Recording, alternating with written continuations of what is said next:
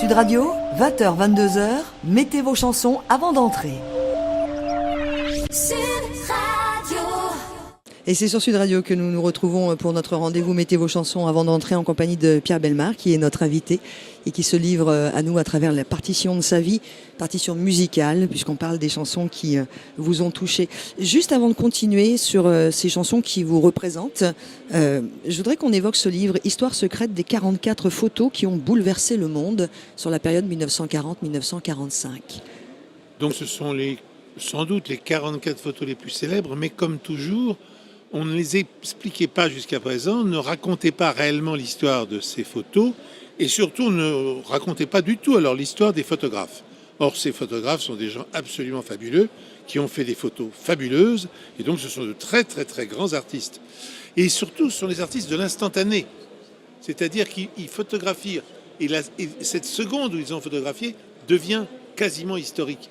Vous avez sur la couverture, par exemple, cette photo qui représente quelques soldats américains qui sont en train de dresser au sommet d'une île le drapeau américain. Vous le savez sans doute, cette photo est devenue un monument, puisque ce monument consacre la guerre gagnée par les Américains dans le Pacifique, et donc elle est extraordinairement représentative. Et pour autant, elle a été contestée. On a dit non, c'est pas une vraie photo. En fait, on a payé les gars pour faire ça. Ça se passe bien sur le terrain, d'accord, mais c'est après la bataille. Et ils ont fait cette photo pour faire. C'est pas vrai. Cette photo est totalement véridique. Mais il fallait en raconter l'histoire. Alors, c'est le but de ce livre, c'est de vous faire voir la photo, de la faire voir en détail, et ensuite de raconter son histoire, et surtout de raconter l'histoire du photographe qui a fait cette photo. Parce que ce sont à chaque fois des petits romans étonnants. Et jusque-là, personne ne connaît vraiment la vie des grands photographes qui ont fait ces petits chefs-d'œuvre pendant la dernière guerre. Voilà, 1940-1945, il y a aussi des photos sur le conflit avec le Japon. Enfin voilà, ça englobe toute cette période de l'histoire. Mais le livre s'ouvre sur une photo extrêmement connue où on voit Hitler qui est en train de danser de joie parce qu'il vient d'apprendre que nous avons capitulé. Oui. Voilà, c'est nous qui avons capitulé. C'est Vichy, d'accord, mais enfin c'est la France. Et donc il est là et il saute. Alors vous voyez, il saute de joie. Cette photo est entièrement fausse. Bon, car il ne saute absolument pas de joie. Mais comme le photographe allemand et surtout le laboratoire allemand voulait justement donner cette notion de joie, ils ont pris sur une autre photo faite tout à fait ailleurs les jambes d'Hitler et les ont raccordées sur le corps et donc ça donne cette photo-là. Mais c'est une photo truquée. Or, chose amusante, les Canadiens qui eux n'ont pas vu cette photo bien sûr, n'étaient pas en France à ce moment-là, quand la guerre est finie, pour se moquer d'Hitler, ils vont reprendre la même photo et faire le même trucage. C'est-à-dire, il y a donc un trucage allemand d'origine et un trucage canadien pour se moquer d'Hitler. En tout cas, ce livre, qui est aux éditions Flammarion, que vous avez écrit et récolté en compagnie de Jérôme Ecker, avec vous, Pierre Bellemare, Histoire secrète des 44 photos qui ont bouleversé le monde. On va en profiter pour rester sur cette période un peu, on va dire, de guerre, et pas simplement 39-45, à la question que je vous ai posée sur qui, pour vous, était la meilleure chanson engagée, qui voulait dire quelque chose. Vous m'avez répondu Le Déserteur. Oui, bien sûr. Alors, il y a deux versions. Il y a une chute différente selon les interprètes, mais c'est une chanson donc, que j'ai entendue, moi, au Tabou. J'ai donc 16 ans. Par Boris Boris Vian, bien entendu. L'auteur de cette chanson. L'original. L'original, voilà.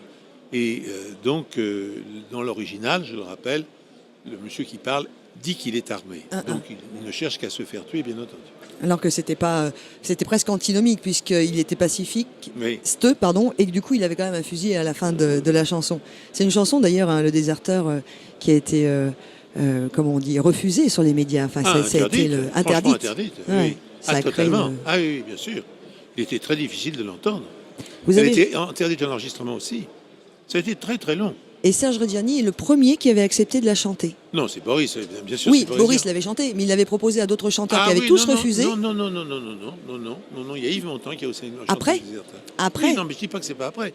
Mais il y a quand même un certain nombre de gens qui voulaient chanter et qui ne pouvaient pas parce que c'était interdit, quoi. Ils ne pouvaient pas la mettre à leur répertoire puisqu'ils ne pourraient pas la chanter en salle. Donc, là, vous avez choisi Serge Reggiani. Pourquoi lui ?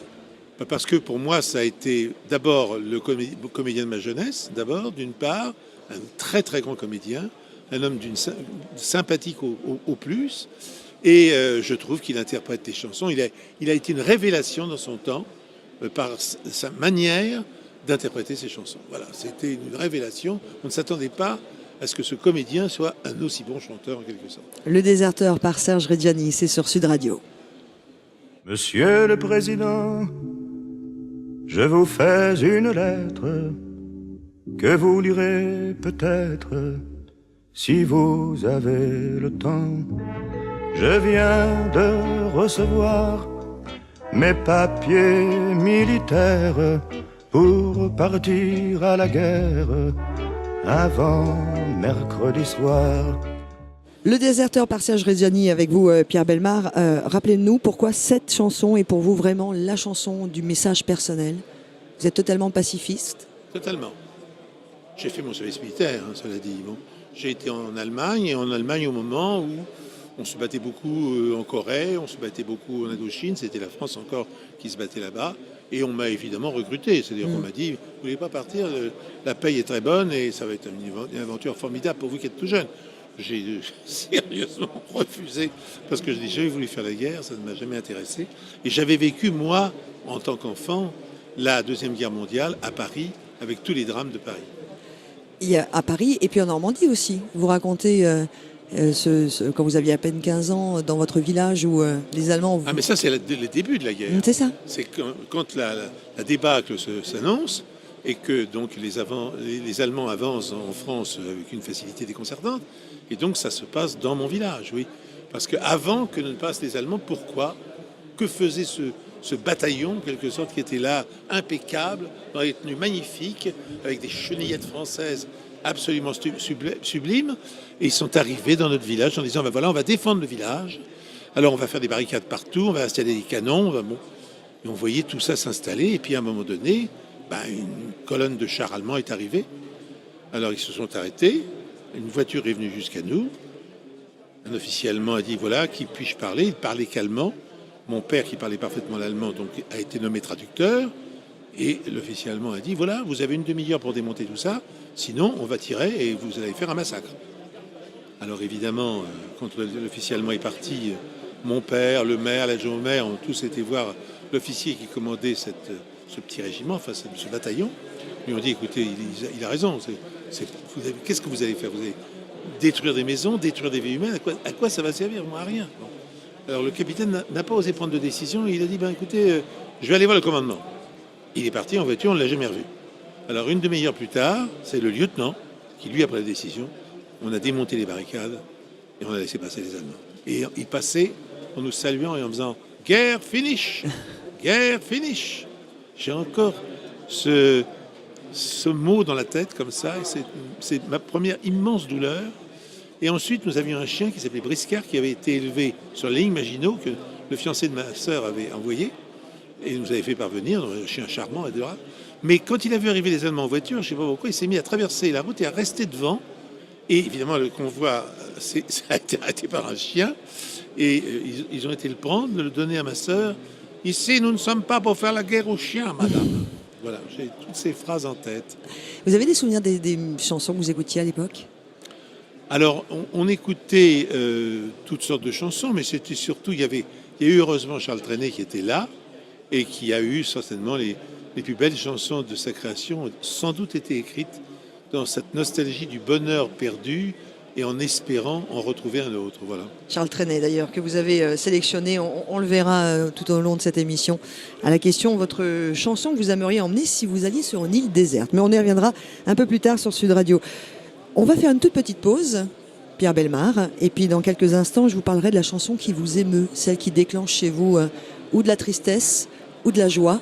On en parlera en détail, à tout de suite. D'accord.